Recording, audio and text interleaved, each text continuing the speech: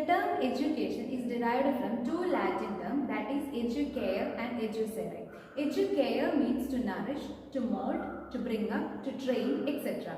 And educere means to lead out or to draw out. E means out of and duco means to lead forth. E also means progress from inward to outward and duco means developing or progressing. Education is all the experience that a man can acquire throughout his life. So it is called a lifelong process or a never-ending process. It is the process of developing the inner abilities and qualities of an individual. It is believed that a child is born with all the qualities and abilities that is required to his life. The main exponents or the famous philosophers like Gandhiji, Edison, Tagore are strong advocates of this above mentioned theory.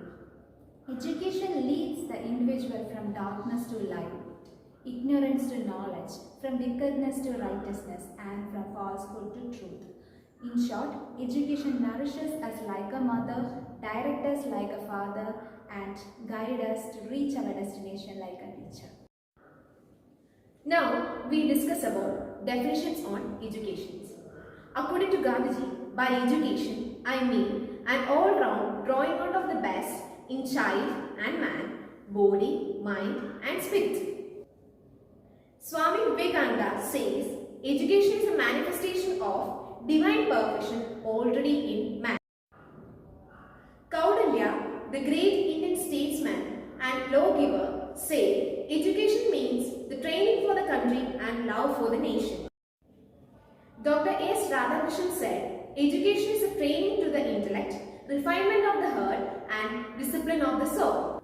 According to Montessori, education is a helping in the complete unfolding of the child. And also, Shankaracharya said education is the realization of the self. Next, we shall move on to the aims or functions of education. So, education has many aims or functions which vary according to cultural, social and individual perspectives. That is, it has many forms and objectives. However, there are some common factors which cover all of these perspectives.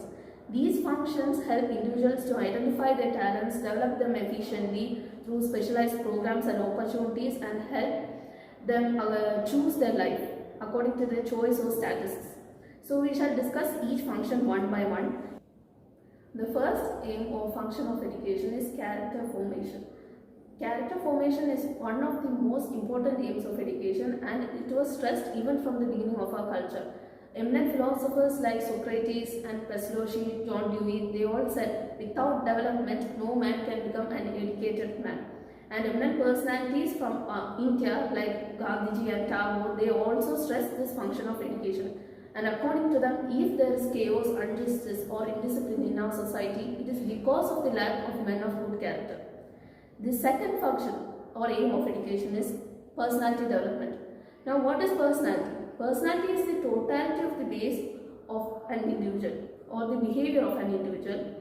And almost all educationalists stress the factor that education aims at the balanced development of the personality of an individual. The third aim or function of education is intellectual development. Now, intellect or intelligence is a factor that distinguishes man from all other living beings. So, for his future progress and his mastery of the elements and nature and natural qualities, it is essential that man stresses on his intellectual development. The fourth aim of education is to earn livelihood. Now, this is the most popular aim of education stressed by our parents and their elders.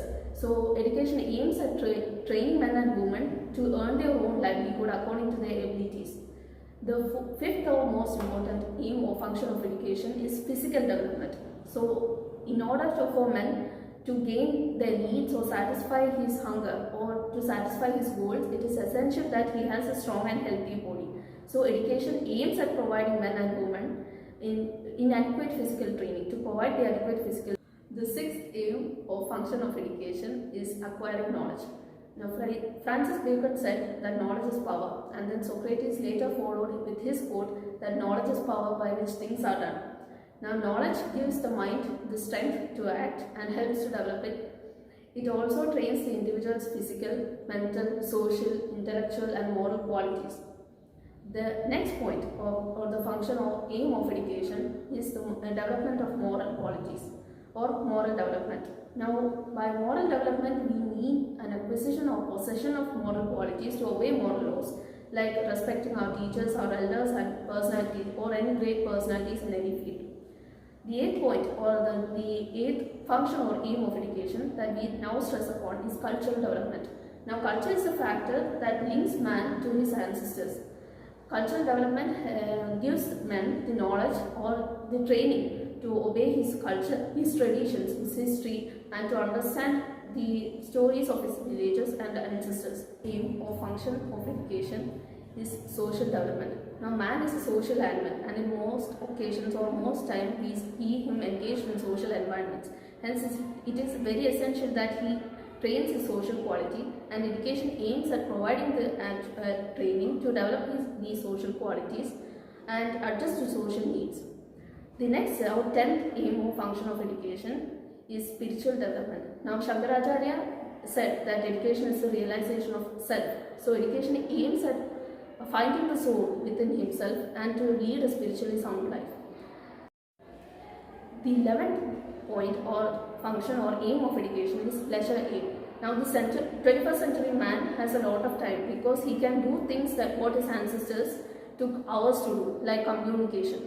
So, education aims at the proper utilization of time to develop the physical, mental, social and moral qualities. The last and final function of education is the all-round development. So today we discuss the term or the meaning of the word or the etymology of the term education, and then we discuss definitions as prescribed by various philosophers, and then we finally discuss the aims and functions of education. So today we are concluding this session. Thank you and have a